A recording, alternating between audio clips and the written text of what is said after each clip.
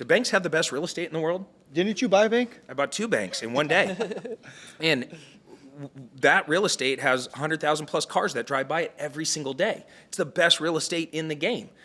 It's hard to break into the good old boys club of buying banks or buying CVS's or buying old Home Depots or whatever, but every one of those products has a commercial agent that's attached to it that reps them. Like one of our business partners repped all the AutoZones. So it's like he knows everybody at AutoZone and all those AutoZone buildings like the back of his hand. When they start closing those things down, I want to be the guy to go in there and try to buy all that real estate. I love the single tenant triple net lease game. I love taking an old bank building and converting it, like either knocking it down and converting it into a Circle K or a gas station or a car wash or a Chipotle with the drive-through. If you think about a deal, if I can tell you on the front end of this bank, I already have a buyer lined up. They're AAA credit rating. They pay their bills ahead of time. This is the best damn deal that we're ever going to do, and it's pre-sold almost. These companies like Chipotle, they want drive-throughs, right? They realized very quickly in COVID that you can have 5 Chipotles all making X, and you put one with the drive-through across the street, and it's going to do 2 to 3 times what all the other ones do. And so there's AI software out there that we have access to that allows us to see every Chipotle, every McDonald's, every Salad and Go, and then put a 5-mile circle around those and see all the coverage areas, and then show us the ones that have drive-throughs, and those populate, and then you can see all the gaps, and it's like now we know we're just reverse wholesaling commercial deals. That's how we're looking at it, and it's like let's go fill the need for these. They got great money, they got great credit, they want this product. So we're buying old banks, and now that we're in the good old boys club, what's happening? I buy 2 banks, now all of a sudden I get this flood of bank opportunities. Well, I need a lot of capital to be able to do that. And so we needed to create a fund that does the affordable housing, that does the banks, and that does ground up development. So I own the Hart Street corner on Chandler Heights and Cooper, or Chandler Boulevard in Cooper. And it's a 5.5 acre parcel. We're subdividing it. I already have 2 of the parcels already pre-sold. And so that entitlement game, that ground up development game is very sexy because these buyers already are telling me we want in this location, we're ready to sign an LOI right now. As soon as you get this entitlement done, we're ready to go. So I'm taking a bank and I'm buying them for 2.1 million and I'm flipping them for 4. Who wants to do that? Yeah. Everybody, right? Yeah, let's go. But I need a lot of capital to do that. And so we created an equity fund that allows you to put your money in for 1 year, 3 years, or 5 years. If you put it in for 1 year, you get 10% on your money, okay?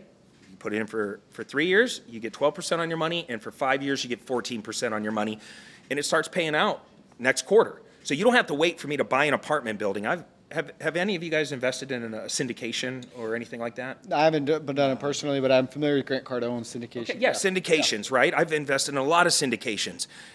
What happened when the market turned? I bought an 81 unit over here by ASU with a group, and as soon as the freaking market turned, our whole plan went out the window, and what do? A capital call, stop paying dividend, like stop paying their pref checks, and it's like, now I gotta put more money into a dying deal, or I'm gonna lose all my money.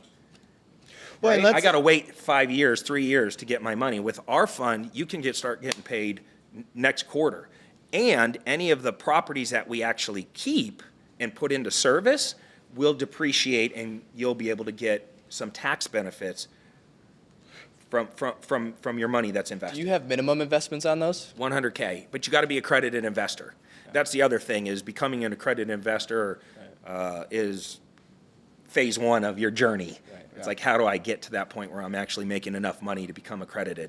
Yeah. And let's speak to the triple net lease too, because I know we have audience members and folks watching that may not understand the single tenant triple net lease game. And it's probably one of the best games you guys can get into, because it truly is, when you hear about all these gurus and these people talking passive income and invest in real estate and kind of set it, forget it kind of type mentality, the triple net truly is, they're covering maintenance, they're covering all of your expenses. So it really is not like, lease into even like a commercial, building where typically you have a 5 or 10 year term. it truly is, passive in that sense, right? Where you're not Mailbox having to- money. Yeah, you're not having to deal with it. And then just to speak to the, the subdividing, and, I think you're going to start seeing a lot more of the 4-acre parcel subdivided into 1-acre lots and, manufacturers on them, is because you don't have to get a public report. And it is a bit easier than doing, like, let's say, a 10-acre parcel. It Well, goes you also into a avoid an subdivision. HOA. Like that's our goal, is to avoid like having to form an HOA. Yeah. These people that buy in the outskirts of town, they want a little land. They don't want any. They stay out of my pocket and stay off my back. Yeah. Like that's what they want, And And it's nice not to have that HOA, or not to have, all of the stuff that goes along with doing more than 4. I think is it 6 at a time or 5? over 5, you start Any- to have to form an HOA. Yeah, and then it starts getting more complicated. So I think you're going to start seeing a lot of these, these areas around the outskirts of the Phoenix metro area get developed in that 4-acre or that 4-parcel kind of small little community. I do want to backtrack a little bit. We talked about like the flip game within the commercial space, but when you're actually developing new, what type of tenants or buyers are you looking for when you're developing from scratch on commercial? Well, we kind of have a niche based on my partner's credibility within the space. I'm a partner guy. I love to partner with people that have great track records, and I know what I'm good at, right? I'm good at this. I'm going to be out here raising capital, talking about stuff. I'm not going to be in the weeds analyzing a deal and negotiating commercial leases and all that stuff. My commercial partners handle all that. And so we love the quick service restaurant space. We think that there's a tremendous demand for, like I said, drive-through product. The salad and go type model? Salad and go, very small footprint. So you could take, let's say, a bank building, subdivide it into 2 parcels.